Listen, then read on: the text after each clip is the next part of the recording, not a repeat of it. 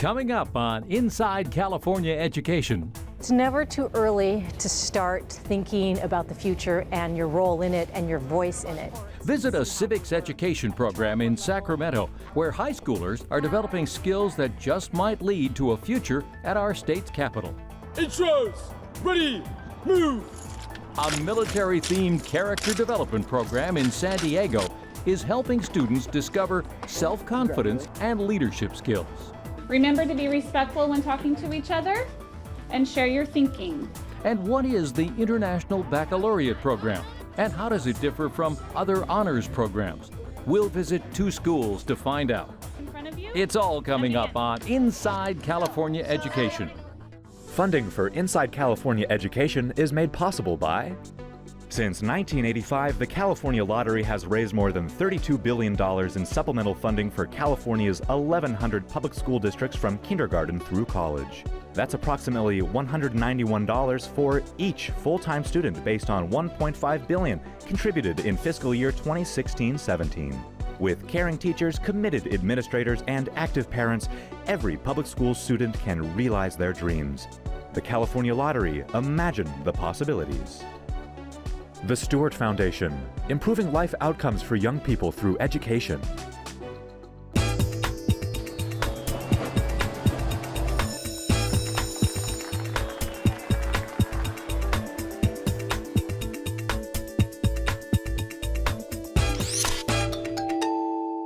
Welcome to Inside California Education. I'm Jim Finnerty. We start at California's state capitol, where students at one high school are participating in an intense 4-year civics education program. It's called Civitas, and supporters say it's helping to create a new generation of civic leaders. Now, I understand from a logical perspective that schools cannot simply decrease the tuition or not increase at all, for a limit of 5% increase every year. These are the halls of the California State Capitol. And these are the young men and women who are building the knowledge and honing the skills to someday work here. Hello, I'm Haley Phillips. As a student, I believe there should be no tuition increase. On this day, students from the freshman class at Sacramento's Rio Americano High School are holding a mock Senate hearing in an actual hearing room at the Capitol.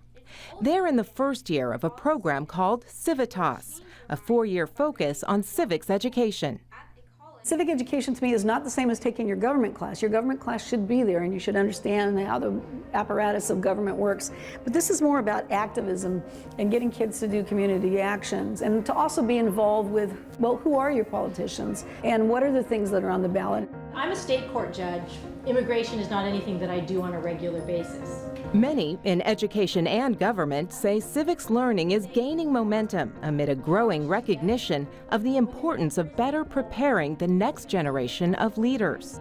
One of the state's biggest advocates is California Supreme Court Justice Tani Cantil-Sakaue, who co-created a statewide steering committee for civic engagement and education in schools. Students have questions that I think are well beyond their years about what their future looks like and how could this be happening now and what makes that so and what is that. And so they're thinking about leadership and decisions they would make and choices they would make. Yes. What would you say is the most difficult case? Well, I think if you asked any justice. The Civitas program at Rio Americano includes a rigorous curriculum of academic and engagement activities. Students are required to take 5 extra courses throughout their high school years that can translate to college credit. Their freshman year focuses on national, state, and local issues. During their sophomore year, students complete 100 hours of community service, from working on a campaign to volunteering for youth organizations. Juniors take part in an internship, many of them working for state and local agencies. And students spend their final year on a culminating senior project and a presentation to a panel of community leaders. My senior project was a teen suicide awareness and prevention campaign. Carolyn, who lost a friend to suicide, raised almost $1,400 for the American Foundation for Suicide Prevention, and she held a forum at school to educate other teens. She says the Civitas program has helped her define a path and practice the skills she'll need in the future. I think it'll help me not only with teamwork and leadership and collaboration, but on top of that, it's kind of learning how systems work and learning how to get out there and make a difference. In Civitas, like other high school civics programs, students are encouraged to disagree and taught to form opinions based on knowledge. So Ricardo and Morgan, you guys are going to be pro and con, okay? You're really not relying on textbooks or lectures. The news is essentially your curriculum. Okay, so I'm going to give you until 10 after to read this article and take notes on it. So You're talking about topics in class that most people are too afraid to bring up in an educational system. And so it teaches you how to listen effectively, how to communicate in the correct way. So there's just a lot of ways it shapes you to be a great person. It's never too early to start thinking about the future and your role in it and your voice in it. To be a leader, you need a number of skills, and these skills are best developed, I think, early on so they can be honed. These students have thought about their futures perhaps more than most kids their age.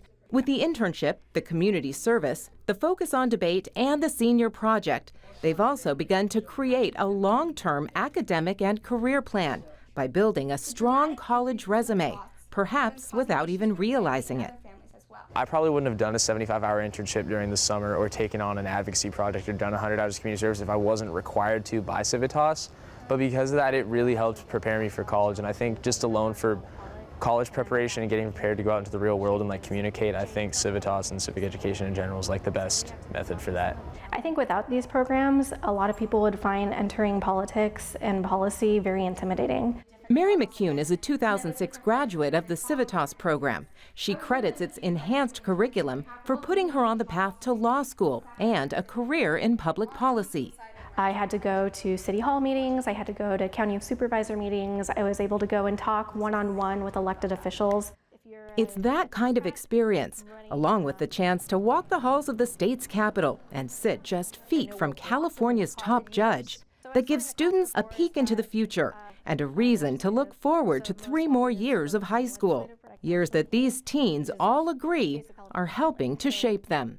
I'm really excited for the next 3 years.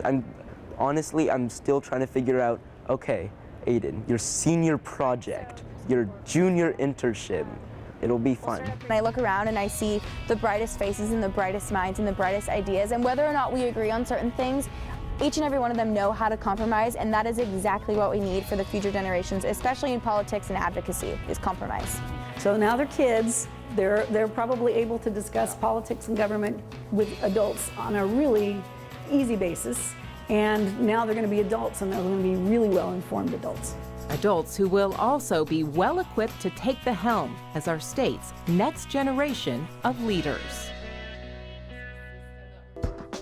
Students completing programs like Civitas will soon receive a California Seal of Civic Engagement on their high school diplomas. It's the result of new legislation expected to take effect in 2021.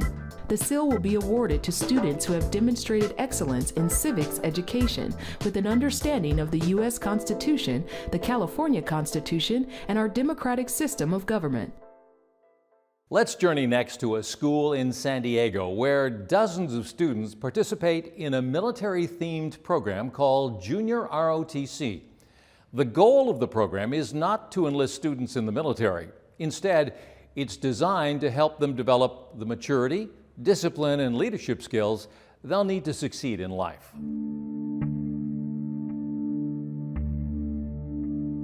4, 3, 2, 1. Up a flight, set, hut.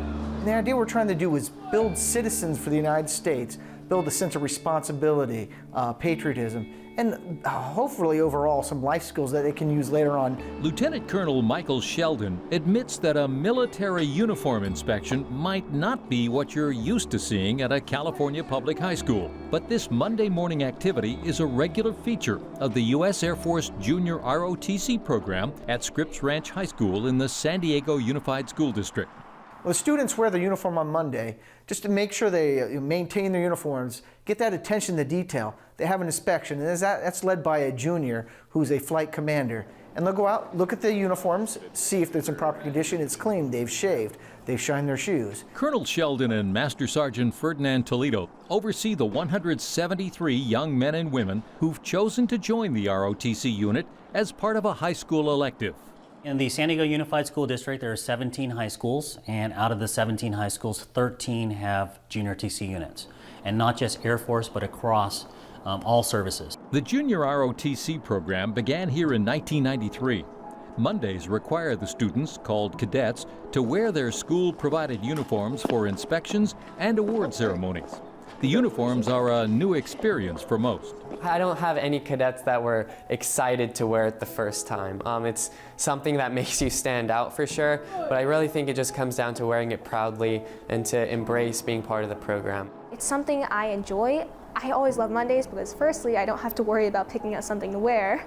And secondly, we're all wearing the same thing. It shows unity, and personally, I'm very proud to wear this uniform because it shows I'm a part of this program, and it also shows that in a way I'm linked to the Air Force, and that is just an amazing privilege. I pledge allegiance to the flag of the United States of America. In words, face, seats. Happy Monday. You guys awake already? Are you sure? Let's go ahead and turn to page 170. 170? The ROTC program demands not only the Monday inspections, but regular classwork and physical education requirements.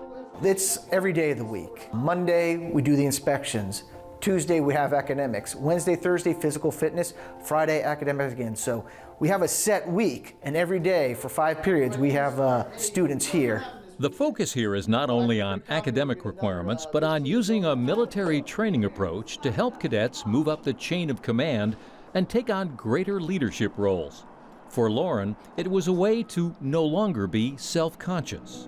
I just knew that something was going to happen. There was going to be a change. I knew that here I would have the opportunity to succeed just by being myself, and that's something I've not really had before, and this would be the best place for a fresh start. It would be a solid community where I can make friends and have a place where I can belong in the school.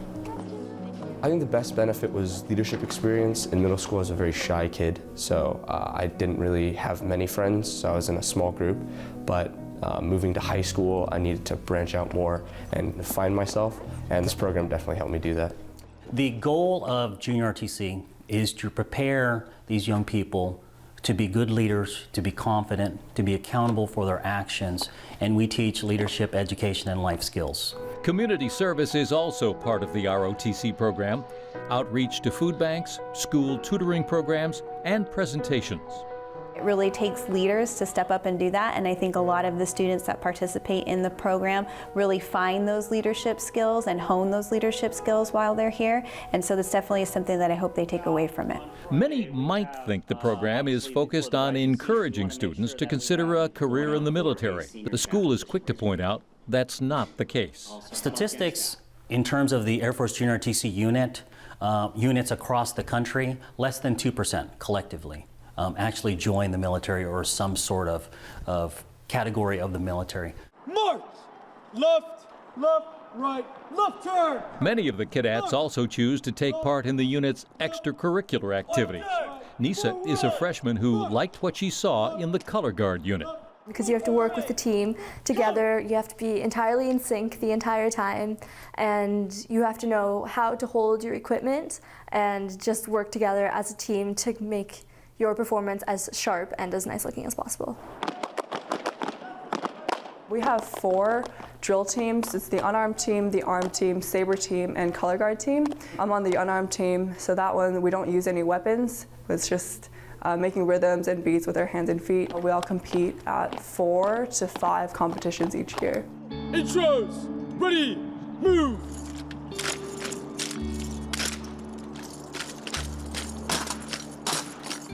Our rifles are black and we have a red and white tape design on them. So when we throw the rifles, people are like, wow. The unit's award-winning drill teams are not the only extracurricular activities for the program. Student, academic, and computer teams have taken top honors in national competitions. Lessons and skills the instructors say will serve them well as they go through life. They come back year after year and they tell me just how much the Junior RTC program has helped them with their confidence, with their ability to succeed, with their drive and determination on what they want to do. Congratulations. Thank you, sir. Being able to meet so many wonderful people from so many backgrounds and being able to learn something from each and every one of them is something that makes high school a wonderful experience for me. The Junior Reserve Officers Training Corps was established by the National Defense Act of 1916 as the U.S. prepared to enter World War I. The program has changed greatly over the last century. Originally designed to prepare teens for military service, its focus today is on citizenship. Females were allowed to join in 1972. They now make up 40% of cadets. Still ahead on Inside California Education. Discover how the International Baccalaureate program is teaching kids to think independently, ask questions, and see both sides of complex issues. But first, let's spend a day in the life of a school custodian. What I do is just about everything. Just about everything. If it needs to be cleaned, I clean it. If it needs to be fixed, I see if I can fix it. Custodian! We're the eyes and the ears. We're constantly looking around. Is that dirty? Is that safe? Is somebody going to trip on that? Let's take care of that now. My name is Mary Montes. I am the maintenance custodian, the night custodian for Placer County Office of Education, the CTE building, which is the Career Technical Education. Miss Ellie, are you here? Every day when I come in, I check in with all the teachers, see if they have any needs. Is there anything that they've noticed? Is there anything I can help them? Do they have a special project coming up? Things are good. Okay. You remember next week we have our visitor on... That's right, Assemblyman Kevin Kiley's coming to do a walkthrough, and I want the place to look beautiful. This is a career school. This is where the kids learn a career. You need a volunteer? Yeah. If someone can do a blood sugar on Mary. I said, I have an arm. You need one? So they go ahead and they do it. Thank you very much. You did a great job, both of you.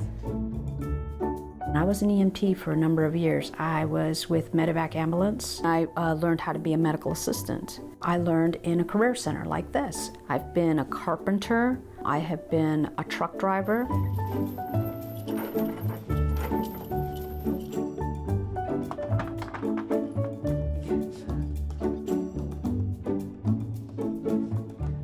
I like interaction. I like talking to the kids. I like talking to the people. And I also like being able to just do my job and just be left alone. So I get the best of all the worlds. Have a good evening. You guys have a good weekend. When I start, I know that things, even though they're messy, by the end of the day, I make them shiny and beautiful so that when the students and staff come in, it's clean. It's a joy to be here. You know, they come in and it smells good, you know. And I get gratification that every day my job is done. And finally, let's visit two schools in Northern California that offer a learning program called International Baccalaureate. You'll find them in schools all around the world.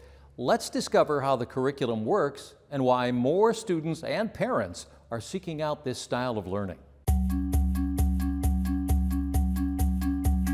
All right, fifth graders, if you could take your articles that you've been reviewing, look through them, and choose your 5 to 6 words that are most important. It's a typical morning in Liana Alcayaga's class. Her students at Napa's Bel Air Park Magnet School are working in small teams, reading, analyzing, and discussing newspaper articles.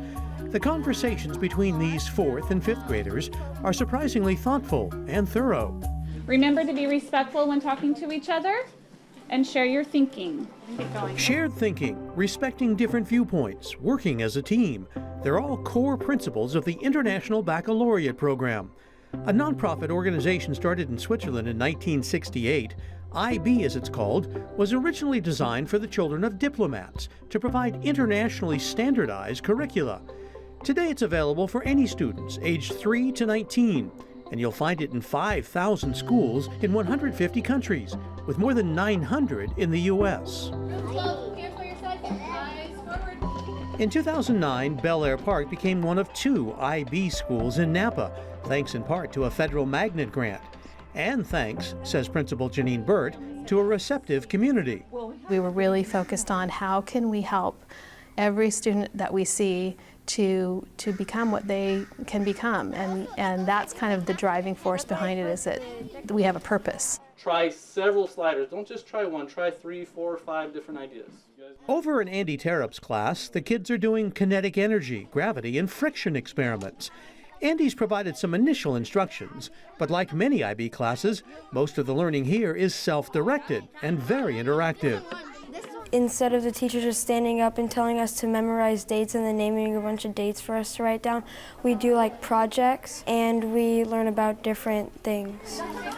No, it's too. Coming from traditional class, it was very teacher-centered, very teacher-directed. All right, I think you're on the right track. Whereas now, kids are really engaged. They're really talking about great things, doing good things. It's a unique way of learning. It's really fun to come to an IB school because we do a lot of interesting things. I get really excited when they see that. It makes me want to call people and come in and see what they're doing, because it's not something normal. This not normal and unique approach to teaching and learning is part of the IB goal to develop so-called learner profiles, emphasizing inquiry, open-mindedness, independent and critical thinking, reflection, empathy, and respectful communication.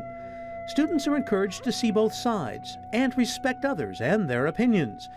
The result is often a significant decrease in disciplinary problems. If they're excited about what they're doing, they don't have time to have problems with other kids. They want to learn, they want to be focused, and they don't have problems because they're busy. The IB Primary Years program at Bel Air Park begins with very young students. In this Theory of Knowledge class, second graders like Nate are studying artists from around the world. But I'll feel excited because I'm learning about other people, like the languages and like artists and like stuff like that. This second grade class is already starting to become fluent in another language. When I'm in 5th grade and I finally am done with Mandarin, I'm going to know a lot about Mandarin. Students can remain in the program throughout their K-12 academic career. Sacramento's Intercom High School has been an IB school since 2014 and graduated its first class 2 years later. Some of its teachers, like Karen Taylor, have taught IB classes in such far-flung places as Bolivia, South Korea, and the Philippines.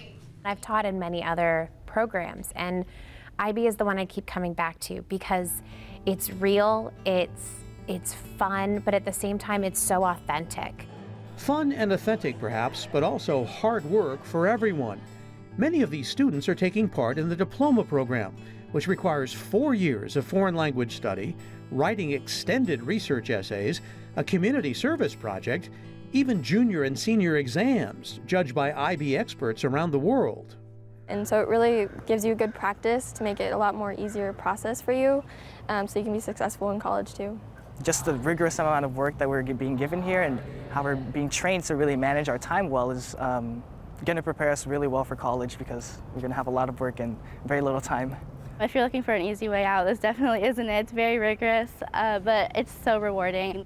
Among those rewards, students earn points that can be translated into quarter and semester credits at the University of California and recognized at many other colleges worldwide. The IB diploma would be recognized in so many more places, whereas no one necessarily knows where Intercom or Sacramento is, but they understand what an IB diploma is, and so that's a credential they can carry forward with them. Looking back on all the years of the IB and my experience within it, I think that I wouldn't be half as capable as I am today if I had not participated in the program. Schools must pay a fee to join the International Baccalaureate, and many say it doesn't just require hard work, but often a fundamental change in thinking about the student-teacher relationship, what education should be all about, and how to use knowledge to help make these young people true global citizens. It just creates this environment where it feels like learning is fun, it feels like learning is important, and they're doing it. I can't even imagine going back to a traditional school and teaching. I love my classes and my teachers, and I think that it's a good fit for people who are dedicated to their education and to making the world a better place. That's it for this edition of Inside California Education. Now, if you'd like more information about the program, just log on to our website, insidecaled.org. We have videos from all of our shows, and you can connect with us on social media as well. Thanks for joining us. We'll see you next time on Inside California Education.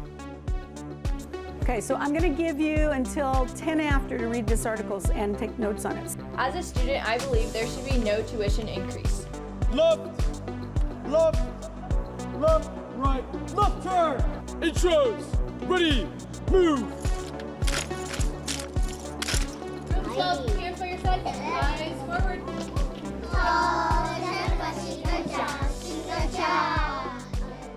Funding for Inside California Education is made possible by... Since 1985, the California Lottery has raised more than $32 billion in supplemental funding for California's 1,100 public school districts from kindergarten through college. That's approximately $191 for each full-time student based on $1.5 billion contributed in fiscal year 2016-17. With caring teachers, committed administrators, and active parents, every public school student can realize their dreams. The California Lottery, imagine the possibilities. So, Greg, it's a lot to take in.